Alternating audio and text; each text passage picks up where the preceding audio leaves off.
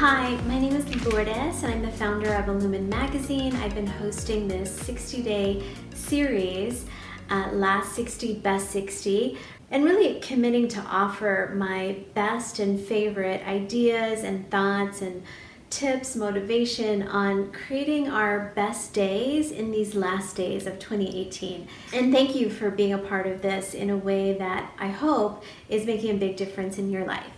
So today, as we're moving into these last 23 days of 2018, I wanted to share with you some ideas because I know that our career and our work is very important. So whatever stage you're at, so I know, and some people are retired and some people by choice don't have a regular 9-to-5 job, but they contribute in different ways. Some people are in transition of being a mom to figuring out what to do next. So I hope that these questions that I offer in terms of career and work help us to really spend our time and our days in the next year feeling really purposeful and fulfilled. And that's really why we're here. So if we spend time now thinking about what's our purpose and how are we contributing to the world, I think that we'll feel that illumined way of living. And there's some quick questions that I thought would help this conversation for each of us. So one of them is really simply like, what do you want to wake up doing and feel like you get to do on Monday morning? It's not an easy question because for most of us, we've just been conditioned, like we just show up where we've said we'd show up. And so sometimes we show up with an attitude. Sometimes we show up not our best and we're just there. And sometimes we show up really wishing we could do other things, but we haven't given ourselves time to really think through what would we really love to do and spend our time. How do we want to use our talents and our skills? How do we want to really contribute to the world?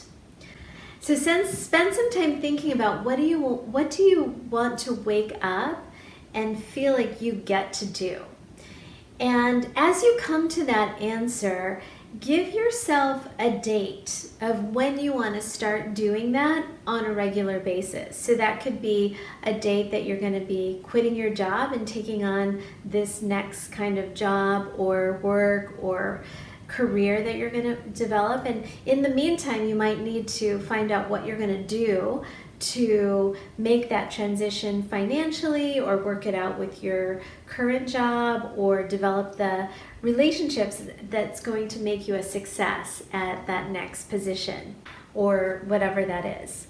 And then secondly, if you're like, I don't know, because I've been doing this for so long, and that's actually a great place to be, because people who've been in a career for a long time may not realize that they have a lot to teach.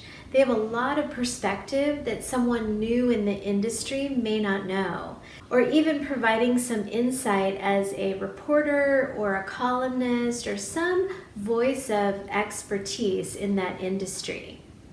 Another way that you could use your long career of doing something, and even if it's an administrative position, like there's people who are starting this job and or starting it in new ways that could really use your perspective. So the whole world of virtual assistants is a thing. So what that means is my assistant is someone I communicate either through email or through messaging apps, or Zoom if we need to communicate face-to-face, which is like a video call. And that's how she helps me out with tasks. So I email her or send her a message or link her in. And so even administratively, if you're an expert at that, and whatever that is, like there are people who are starting in this industry and need to know and want to learn from experts in that field. And leading is a transition. Just because you've done something for 20 years doesn't mean you'd make an automatically great leader. It is taking that knowledge base and being able to communicate the how-to in a way that people can easily access it and it's accessible to learn. Another way to use your expertise is to be a builder. And by that, I mean, if you've been in a certain kind of work or area of expertise, or even just a certain kind of job, to build a company that provides that in a way that is that you see might be either unique or perspective that emphasizes something that you know because you've been in that industry for a while. Like, think about what can you build based on what you know. And again, not always an easy transition, but it can be done. And I think that in this world of innovation, it must be done. Even I am realizing like that there are no closed doors in this world. I mean, who would have thought we would use cars as share rides to provide jobs for people and provide private access to cars and rides? I mean, there are so many ways yet to be innovative and to create new services and to build something based on what you know to be true. And your expertise can really make that building unique and amazing. And then thirdly, maybe you've yet to discover what you want to do. And I think that is a really exciting place to be as well. And to use your current job or employer or employment situation as the investor of you learning a new skill or passion or idea, and feeling like the job that gives you a paycheck is actually the transition into what you're going to do next. So I know a lot of people who've been in that situation. They're like, they know this job is not for them, but they've thought through maybe specifically, what do I want to wake up Monday and get to do? And somehow they get to that, I want to learn this, and they spend some time while they have a job figuring out what they're going to do next, so that that transition is a lot easier. And in this day and age of freelance, so I became a freelance yoga teacher in the early 2000s. So for a while I was just teaching yoga before and after and on the weekends of my 9-to-5 job. And then I was going to make the transition to be a consultant. I was getting my master's in organizational development, and then 9/11 happened and no one was hiring in that field. I was like, okay, what's next for me? Because I didn't have a job and there was no one hiring in the field that I had just spent time and money getting my master's in. And then I was very passionate about sharing yoga and just taught classes because I loved it. Wasn't a big part of my income. And then I really transitioned to being a freelancer yoga teacher.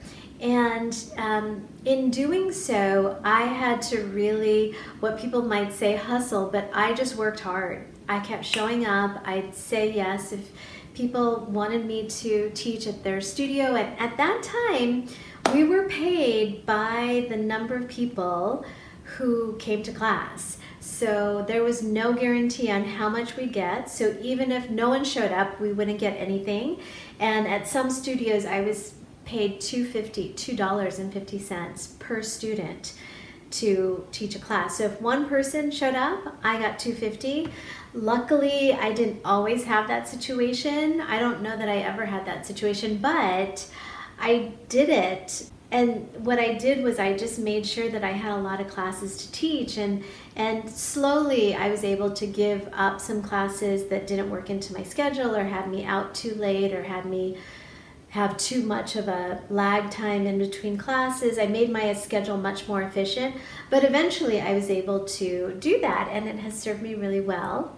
And then that led me to create something or build something that is based on my expertise. So I created Illumin Magazine, and then I'm still innovating and developing and creating that.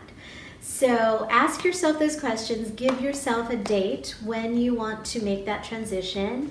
And even if it's 2020, but give yourself some time to think about, what do you want to wake up on Monday and feel like you get to do that.